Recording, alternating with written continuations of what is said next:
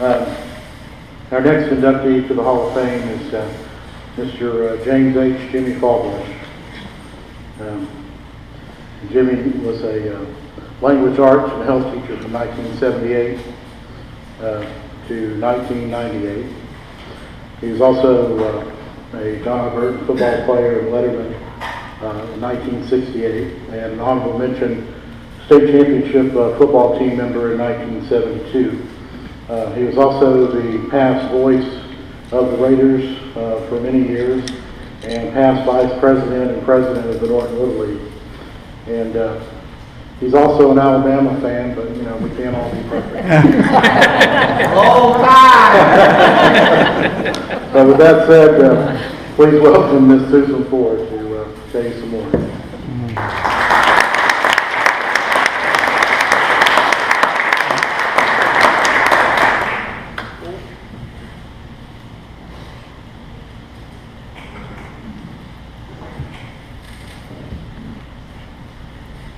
I was honored when Jimmy called and asked if I would speak for him tonight.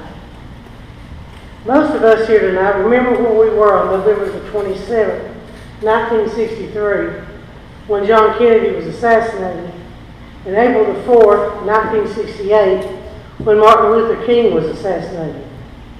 And all of us know where we were on September the 11th, 2001. These dates always evoke memories in the recesses of our minds.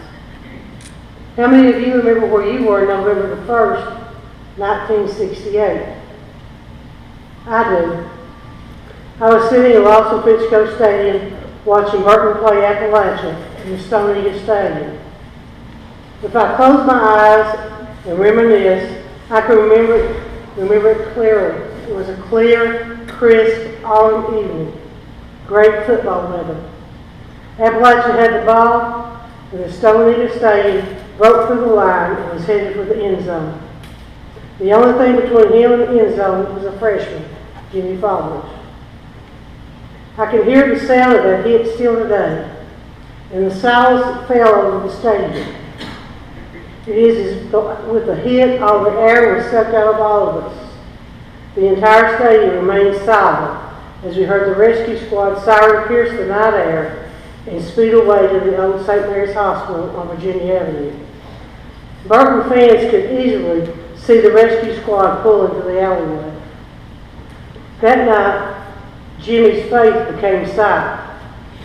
He and his family have demonstrated for all of us courage, conviction, fortitude, and a walking, talking relationship with God. Jimmy returned to Burton with no expectation or desire to be treated differently. There wasn't an elevator there, and instead of classes being held on the main floor, the football team carried him up and down the stairs, wheelchair and all. Jimmy's love for the game of football did not end that night. He continued his pursuit to be part of the team. The year Burton won the state championship, Jimmy was there cheering the team on to victory. Jimmy was an honorary member of that team. Jimmy was an 8th grader when I was a senior at Burton, and we may have passed in the hallway, I don't remember. But my first remembrance was when he volunteered at Norton Elementary School in 1973. He had just returned from Woodrow Wilson Rehabilitation Center in Fishersville, and his mother, Ann, asked if told me that Jimmy would like to help in gym. I was teaching PE at the time, and I jumped at the opportunity to have his help. I remember introducing Jimmy to my first class and explained to them that we will be walking around observing what they were doing at each station. I know I said walking, and that's what I always believed Jimmy was doing with me. I never saw his handicap. Jimmy did not let his injury define him, and neither did I. He was an example to all the students of how to overcome obstacles in their lives. Jimmy was entitled to attend any state-supported school in Virginia for free, but not one state-supported school in Virginia at that time was completely handicapped accessible. He chose to go to school in South Carolina so he could continue his independence. Jimmy began his teaching career at Norton Elementary School in 1978, teaching language arts and health. He was a role model to his students and co-workers. Jimmy set high expectations for his students and himself. He never received a pass from the administration. He did his own bus duty, morning and evenings, report cards and registers. And as best I can remember, the only concession he was allowed was he was allowed to use a felt tip pen. Jimmy was the voice of the Raiders for many years. He lived for Friday nights to be able to sit in the press box and announce the game. It wasn't warm and plush as it is now and easily accessible. Jimmy was president of Norton Little League for several years. He was there night after night in the press box announcing games and overseeing the program. He was and is a hands-on person, not delegating responsibility. Jimmy has exemplified all the characteristics the Hall of Fame holds so dearly. Established in our youth a motivating influence to excel in athletics and activities as well as in our community. Encourage pride, promote sportsmanship and citizenship in our school and community, and promote a Raider tradition of commitment to excellence. If Jimmy has one flaw, it's that he cheers for the Crimson Tide. Roll Tide! Jimmy, you are truly a giant among men. Your legacy will live on in the lives of the students you've touched, this community, and to those of us who you call friends. I love you, Fawbush.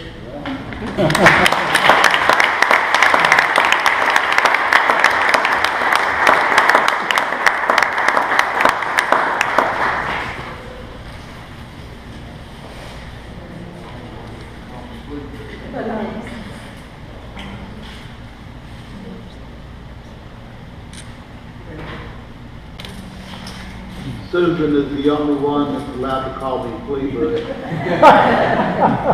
She and Mark Wood. Mark's not here tonight.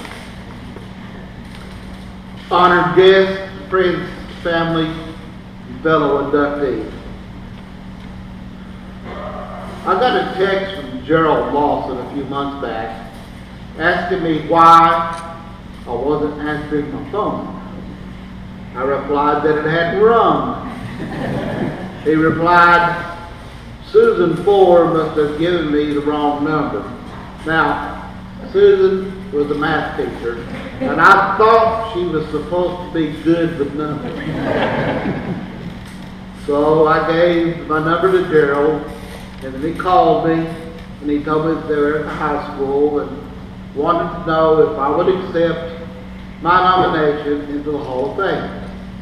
Knowing Gerald, I thought he was pulling my leg. I asked him what was going on. He told me again and asked if I would accept. I was stunned, and I said yes. I would not be here tonight if it weren't for these three things. 1, God. 2, family. 3, community. God saw me through the injury I sustained and brought me through my recovery so that I might be able to get back to being a productive citizen. He strengthened my family during those trying times. I think my injury was harder on my family than it was on me. But God sustained the Fawbush family. Talk about community, this community. How much this community did for me and my family. There is no way I can express my deep appreciation to the people of this community who supported me and my family through so much trying times. And my John I. Burton Raider family has given so much to me.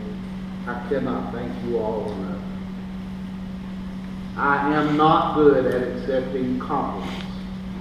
I guess it's because I just do what I think I should do and don't look at it as anything special.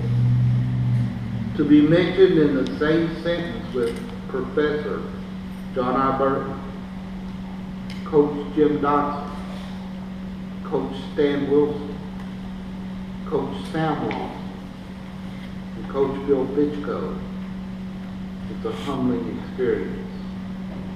And to those names, tonight's inductees, J.T. Caruso, Reverend Lonnie Quillen, Connor Litt, Gwen James.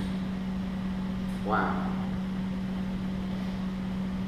On the Andy Griffith Show one time, there was a scene where Briscoe Darling tells Andy, there is gracious in giving and there is gracious in receiving.